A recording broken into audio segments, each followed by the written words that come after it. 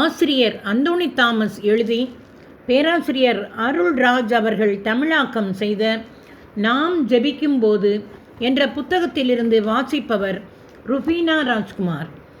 கேளுங்கள், உங்களுக்கு கொடுக்கப்படும். தேடுங்கள், நீங்கள் கண்டடைவீர்கள். தட்டுங்கள், உங்களுக்கு திறக்கப்படும். மத்தேயு எழுதிய நற்செய்தி 7ஆம் அதிகாரம் 7 நீங்கள் இறைவனிடம் வேண்டும்போது நம்பிக்கையுடன் கேட்பதையெல்லாம் பெற்றுக்கொள்வீர்கள். மத்தேயு 21ஆவது அதிகாரம் 22. ஆகவே உங்களுக்கு சொல்கிறேன், நீங்கள் இறைவனிடம் வேண்டும்போது எவற்றையெல்லாம் கேட்பீர்களோ அவற்றை பெற்றுவிட்டீர்கள் என நம்புங்கள். நீங்கள் கேட்டபடியே நடக்கும். மார்க்கு எழுதிய நற்செய்தி 11ஆம் அதிகாரம் 24. பேதுரு அனைவரையும் வெளியே அனுப்பிவிட்டு முழங்கால் படியிட்டு இறைவனிடம் வேண்டினார்.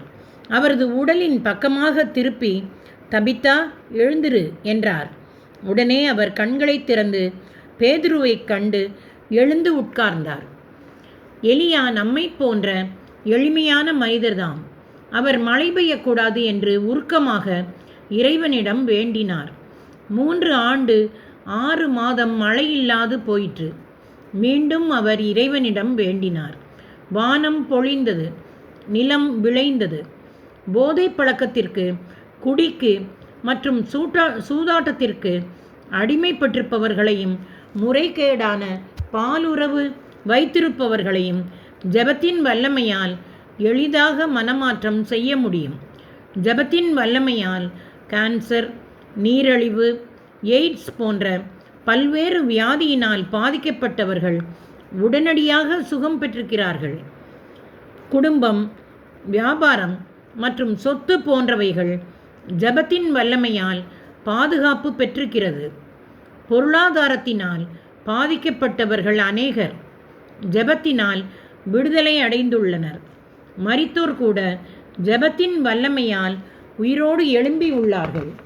இறைவாக்கினர் தானியேல் ஒரு கடவுளின் மனிதர். அவர் ஜெபத்தின் ஆச்சரியமான வல்லமையை பற்றி அறிந்திருந்தார். அவர் ஒரு ஜெப வீரராக இருந்தார். எப்பொழுதெல்லாம் ஒரு தேவை ஏற்பட்டதோ அப்பொழுதெல்லாம் அவர் தன் உள்ளத்தை இறைவனை நோக்கி உயர்த்தினார்.